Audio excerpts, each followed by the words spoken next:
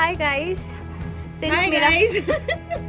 Hi guys since मेरा visa एक दिन में आ गया था, 1 घंटे में आ गया था। और अगर आपने security Oh, it's not the order time. It took me. It took. Don't do it. It's like this, Adi, please. Yeah, it took 2 months. Adi, please, yaar. It's a YouTube video, please. Okay so hi everyone, welcome back to my YouTube channel. और ये मेरी video है visa के बारे में, जिसका बहुत सारे लोगों ने मुझे कमेंट सेक्शन पे बोला था, बहुत सारे लोगों ने मुझे मेरे इंस्टा में डीएम भी करा था। तो finally the video is here. और पहले तो आप लोगों का मेरी जीटी वीडियो में इतना प्यार दिखाने के लिए बहुत ज़्यादा थैंक यू, क्योंकि मैंने नहीं सोचा था कि इतना अच्छा रिस्पॉन्स आएगा। ऊपर से आप सब मुझे मेरे इंस्टाग्राम पे भी अपनी क्वेरीज पूछ रहे हो, कमेंट सेक्शन में पूछ रहे हो, तो मैं बहुत ग्रेटफुल हूँ और मैं बहुत अच्छा फील कर रही हूँ इस बारे में कि मैं आप लोग की हेल्प कर पा रही हूँ। क्योंकि जब मैं इंडिया में थी, ऐसे बहुत सारे लोग थे जो मैं जिन्हें टेक्स्ट करती थी और वो रिप्लाई नहीं करते थे। तो मैं बहुत खुश हूँ कि आप लोग मुझे अप्रोच कर रहे हो और मैं आपकी हेल्प कर पा रही हूँ। तो क्योंकि अगर आपने मेरी जीटी वाली वीडियो देखी है तो आपको पता होगा कि मेरा वीज़ा 1 घंटे में आ गया था। तो सिंस मेरा वीज़ा 1 घंटे में आ गया था, मैं आपको डॉक्यूमेंट्स के बारे में सब बता सकती हूँ, लेकिन मैं पर्सनली आपको ये नहीं बता सकती कि अगर आपका लेट वीज़ा आ रहा है, जैसे मेरा तो ऑटोमेटिक में चला गया था, इसलिए मेरा लकीली बोलो, क्योंकि मुझे नहीं पता इसका क्या प्रोसेस है कि मेरा इतनी जल्दी हुआ और कुछ बच्चों का नहीं होता है। पर मेरा जल्दी हुआ था, तो मैंने मेरे कुछ फ्रेंड्स हैं जिनका जल्दी, मतलब जैसे मेरा जो फ्रेंड है आदित्य, अगर आप मुझे बहुत पहले से फॉलो कर रहे हो, तो उसके वीज़ा आने में ऑलमोस्ट 2 महीने लग गए थे। और वहीं मेरी फ्रेंड है सादिया, उसका भी मेरी तरह एक घंटे में आ गया था। तो डरने की कोई बात नहीं है, मैंने उन लोगों का इनपुट भी लिया है, तो इस वीडियो में आप आगे देखोगे कि जिनका देर में आ रहा है उनकी क्या प्रोसेस है और जिसका जल्दी आया उनकी क्या प्रोसेस है। एज इन प्रोसेस तो सेम है, but I think it's about luck. और कोशिश पूरी करना कि जो भी आप डॉक्यूमेंट्स प्रोवाइड करा रहे हो वो बिल्कुल भी शेडी ना हो, बिल्कुल भी ऐसे ना हो कि एम्बेसी वालों को या किसी को आप पे शक हो। तो अब हम आते हैं, सबसे पहले हम ये जानेंगे कि हमारे जो इंपॉर्टेंट डॉक्यूमेंट्स हैं वीज़ा के लिए वो क्या हैं। तो सबसे पहले तो आपको अपने पर्सनल डॉक्यूमेंट्स प्रोवाइड करवाने हैं, एज इन आपकी मार्कशीट्स हो गई प्रीवियस अकेडमिक ईयर्स की, और आपका आधार कार्ड, आपका पासपोर्ट, ये सब। उसके बाद आपके फाइनेंशियल रिक्वायरमेंट्स को आपको सपोर्ट करना है, आपको एविडेंस देना है कि आपके फाइनेंशियली आप कितने एलिजिबल हो। तो उसके लिए आपके स्पॉन्सर्स के आईटीआर्स लगेंगे, जैसे कि हमने जीटी के लिए भी दिए, प्रोवाइड करवाए थे, वही सेम आप यहाँ भी दोगे। उनके आईटीआर्स, उनके पैन कार्ड्स आपके स्पॉन्सर्स के, क्योंकि इंडिया में फाइनेंशियल एविडेंस दिखाने के लिए एज एन पैन कार्ड्स बहुत इंपॉर्टेंट है, क्योंकि वो इनकम टैक्स एंड ऑल से भी रिलेटेड होता है। तो आप अपना पैन कार्ड दोगे, अपने स्पॉन्सर्स का पैन कार्ड, उनके आधार कार्ड और उनके आईटीआर्स, ये आपने प्रोवाइड करा दिए। और आपने अपने सेविंग्स अगर दिखाई हैं तो वो किस भी रूप में, अगर आपने पैसों के रूप में दिखाई हुई है तो वो जो पैसे हैं वो किस अकाउंट में, कैसे सेविंग्स है, आपको उसका बैंक स्टेटमेंट देना पड़ेगा। और अगर आपने कोई प्रॉपर्टी दिखाई है तो आपको उसके डॉक्यूमेंट्स लगाने पड़ेंगे, या आपने जो भी करा है। और वहीं आपने अगर लोनिंग वगैरह ली है तो उसके आपको डॉक्यूमेंट्स दिखाने पड़ेंगे, अगर आपने ऑलरेडी ले लिया है, या फिर आपने लोनिंग का भी नहीं करा है तो आप उसका कुछ नहीं होगा। आएगा सीओई, जिसमें जो सीओई प्रोवाइड करवाता है यूनिवर्सिटी। अगर आपका जीटी क्लियर हो गया है और आपका अनकंडीशनल ऑफर लेटर आ गया है तो सीओई भी आपको आपकी यूनिवर्सिटी ही प्रोवाइड करवाएगी। सीओई होता है सर्टिफिकेट ऑफ एनरोलमेंट, जो आपकी यूनिवर्सिटी से मिलता है। तो सीओई आपका जीटी का डिक्लेरेशन भी है कि हाँ, आपने जो जर्नल स्टूडेंट रिक्वायरमेंट्स हैं वो आपने क्लियर कर लिया है वो टेस्ट, और आपको अब आगे आप बढ़ सकते हो। और इसके साथ साथ आपको हाँ आइल्स का स्कोर या पीटी जो भी आप करोगे, अपने अपनी इंग्लिश प्रोफिशिएंसी दिखानी है, तो आपको वो स्कोर कार्ड भी प्रोवाइड कराना पड़ेगा। और सीओई के साथ साथ आप अपना ऑफर लेटर भी दोगे ऑफ कोर्स, लेकिन सीओई अलग से देना होता है और ऑफर लेटर अलग से देना होता है। अब लास्ट स्टेज नहीं, फाइनली कोई एक चीज़ जिसके लिए आपको भागा दौड़ी करनी होगी, वो है आपका मेडिकल। तो गाइस, मैंने मेरा, जैसे सिंस आपको पता है मेरा आईडीपी से पूरा चल रहा था, तो आईडीपी की एजेंट ने ही मुझे मेरे नियर बाय के हॉस्पिटल्स बताए थे। ऐसे ना ये मेडिकल हम हर किसी हॉस्पिटल में नहीं करवा सकते। तो मैं उन दिनों दिल्ली थी, तो दिल्ली में जो भी हॉस्पिटल उन्होंने मुझे बताया कि ये हॉस्पिटल्स में आप जा सकते हो, तो मेरे एरिया का जो नियर बाय हॉस्पिटल था मैं वहाँ चली गई। तो ऑस्ट्रेलिया के लिए आपके 2 टेस्ट होंगे, एज इन एक ब्लड टेस्ट था और एक एक्सरे था जो कि लंग्स का होता है। तो और उसके बाद एक डॉक्टर का नॉर्मल चेकअप भी होता है। उस नॉर्मल चेकअप में कुछ नहीं होता, वो आपका ब्लड प्रेशर लेते हैं, आपकी हाइट लेते हैं, वो सब लिखते हैं और आप एक डॉक्टर के पास जाते हो। वो आपसे नॉर्मली क्वेश्चंस करते हैं कि क्या आपकी फैमिली में कोई ट्यूबरक्लोसिस की हिस्ट्री है, किसी को टीबी हुआ था पहले, तो आप अपना आंसर दे देना। उन्होंने चेक वेक करा, चेक क्या नॉर्मली जो डॉक्टर स्टेथोस्कोप से चेक करते हैं, उन्होंने एग्जामिन करा मुझे।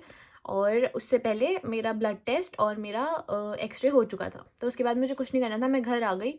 फिर 2 से 3 दिन में उन्होंने मेरी मेडिकल रिपोर्ट भी अपलोड कर दी थी। तो ये सारे जो डॉक्यूमेंट्स हैं वो मैं यहाँ पे ऐसे लिस्ट भी कर दूँगी। तो ये सारे डॉक्यूमेंट्स प्रोवाइड कराने के साथ साथ जब मेडिकल भी आ गया, मेडिकल रिपोर्ट आ गई, फिर हमने ये सब लेकर के वीज़ा के लिए अप्लाई कर दिया। मेरी स्टोरी में ये हुआ था कि हमने वीज़ा के लिए अप्लाई करा था एंड मेरे डॉक्यूमेंट्स में ना ऐसा था, मेरी 10th की मार्कशीट में तो मेरी मदर का फुल नेम है, 12th की मार्कशीट में मेरी मदर का फुल नेम नहीं है शायद, कुछ ऐसे एज इन कुछ ऐसे मिस्टेक हो गई थी। तो जैसे मैंने वीज़ा के लिए अप्लाई करा तो मैं ये सोच रही थी, तो मेरी एजेंट ने बोला कि अगर आप कोई डॉक्यूमेंट अपडेट करना चाहो तो आप कर सकते हो। तो मैंने बोला कुछ दिनों तक, तो मैंने बोला ठीक है। तो मैं और मेरी पेरेंट्स इसको लेके थोड़ा कंसर्न थे कि कहीं इस वजह से वीज़ा रिजेक्ट ना जाए। होता है ना जब आप वीज़ा के लिए अप्लाई, क्योंकि अगर आपने वीज़ा के लिए अप्लाई किया और वीज़ा रिजेक्ट हो जाता है तो मैंने सुना है कि आप मतलब काफ़ी टफ ईयर्स के लिए वहाँ नहीं जा सकते, एज एन एटलीस्ट 5 ईयर्स के लिए। तो मुझे नहीं पता ये कितना करेक्ट है या नहीं है, बट देन हाँ, वीज़ा रिजेक्ट होना अच्छी बात नहीं है। तो फिर तो हम यही बात कर रहे थे और आई कॉल्ड माई फादर कि अब इसका क्या करना है। तो पापा और मैंने कंसल्ट किया, तो पापा ने कहा कि हम एक एफिडेविट बना लेते हैं। और उस 1 घंटे में जब पापा और मैं ये बात ही कर रहे थे और मेरे पापा फिर बना कर भी ले आए, तो मेरी एजेंट का मुझे कॉल आया। तो मैंने उनको बोला कि मैम हम मुझे ना एक डॉक्यूमेंट लगता है हमें डालना चाहिए सिंस कुछ गड़बड़ ना हो। तो उसने मुझे बोला कि पर अब वो तुम क्यों करोगी, पर अब वो तुम नहीं कर सकती। एंड आई वाज लाइक कि बट आपने मुझे बोला था कि हम एक सर्टेन पॉइंट तक कर सकते हैं। पहले तो मुझे बहुत ऐसा शौक लगा कि ऐसा क्यों बोल रही है ये कि हम तो कर सकते हैं, बट देन शी सेड हाँ पर तुम्हारा वीज़ा तो आ गया। और गाइज यू वोंट बिलीव, वहाँ पे मैं और मेरी बेस्ट फ्रेंड जूनल वहाँ पे बैठी हुई थी और हम दोनों ऐसे शौक, मुझे लगा कि क्या अभी तो अप्लाई करा था। और लिटरली मुझे बिल्कुल उम्मीद नहीं थी कि मेरा वीज़ा इतनी जल्दी आ जाएगा, क्योंकि मैंने मतलब मैं बिल्कुल इसी उसमें थी कि यार हो तो रहा है, पर अभी मतलब मेरे पास सिर्फ 20 दिन बचे होंगे फिर अपने वहाँ ऑस्ट्रेलिया आने के लिए। और अगर अगर मेरा वीज़ा 1 महीना भी लेता तो मैं वाला इनटेक ड्रॉप करती, बट देन भगवान जो चाहता है वही होता है।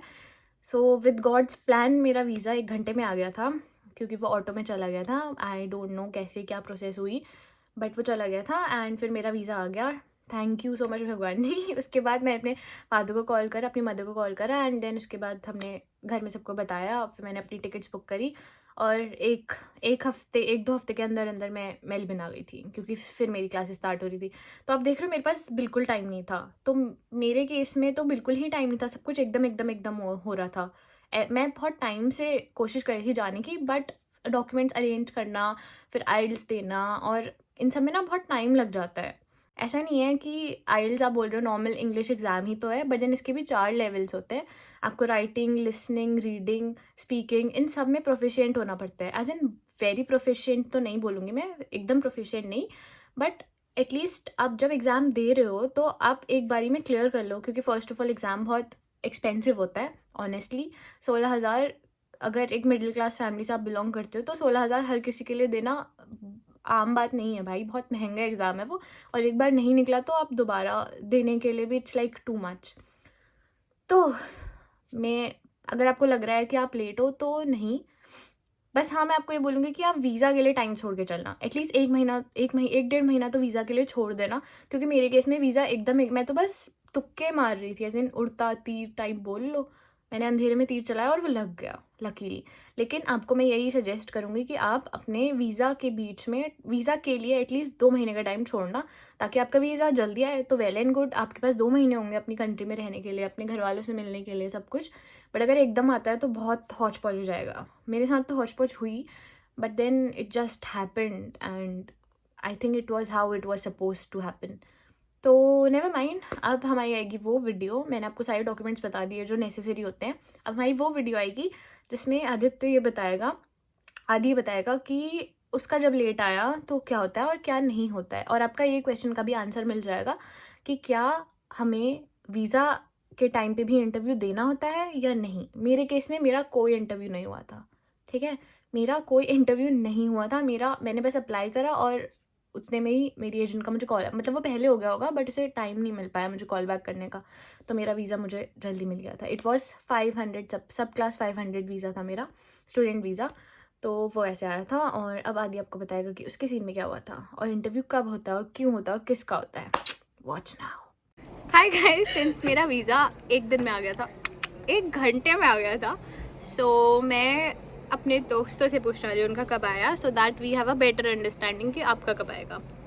सो सादिया, आपका वीज़ा कब आया? Within 5 minutes of applying for it. Wow, auto गया था। Auto. मेरा भी ऑटो पे चला गया था गाइस, तो मेरा भी ऐसे ही आया होगा, बट मेरी एजेंट ने मुझे 1 घंटे में बताया, तो आई वॉज इन शॉक कि हैं, क्योंकि back in my mind I thought कि भाई अब तो 1.5-2 महीने लगेंगे, and I was very sure कि मैं ये वाला इंटेक छोड़ने वाली हूँ, बट देन वीज़ा इतनी जल्दी आ I गया। had that one. Yeah. Mine was because of my results though. Oh, I don't know why, maybe my results aren't bad guys. If you are with Mumbai University, remember to write a letter and get your results early. Otherwise, you will have to sit here and your parents will have to run over there. Oh yeah, And same you for may have to go back. same for Delhi University students, because you need your backlog in a different manner. भाई बहुत बार मैं college गई हूँ, मेरा backlog बना दो, उन्होंने किसी और पैटर्न में बनाया, उन्हें किसी और पैटर्न में चाहिए था, तो please keep this in Make mind. sure, main thing is make sure of your paperwork. Yeah. Don't screw We'll that also up. discuss about the document. Okay guys, so now Adi will tell you कि उसका visa कब आया, क्योंकि मेरा और सादिया का तो 1-1 घंटे ऐसा आ गया था, but now आदि का थोड़ा लेट आया था, तो he'll tell you why and what happened. Yeah, it took me 2 months to get the visa, and the reason is I don't know the reason. Yeah, but it took me 2 months, and I think waiting was the best thing which I did, and hopefully it came, and I'm happy about that. Guys, just wait. What documents did you provide? What documents? Everything. Everything I provided. So how did you apply, Adi? How did I apply in the Like sense? IDP, right? Yeah, of course, IDP. Okay, he also applied Just via give it a bit. IDP. You'll go to. Yeah. Don't promote IDP. Did you? It's not a promotional video, guys. No No finances. paid promotion. No paid promotions. Did you receive any call or any interview for your visa? No, I didn't get any interview. From what I know, there is no interview for. Yeah, from the college there is an interview, but from the visa people there are no interviews. Oh, even if it was late, you didn't receive any no, call. There's only a 0.05% chance that you may. Let's also if your documents are not in place and they feel like they need to Yeah, you interview. are suspicious. Yeah. You are sus. If your documents are suspicious, तभी आपको call आएगा, वरना calls नहीं आते हैं। आदि का भी 2 महीने लगे, राइट, वीजा आने में? It took me 2 months. Yeah. आदि को भी 2 महीने में, Almost 2 months. ऑलमोस्ट 2 महीने लगे उसका वीज़ा आने में, बट उसके कोई कॉल नहीं आया, तो बहुत कम चांसेस होते हैं कि आपको कॉल आए।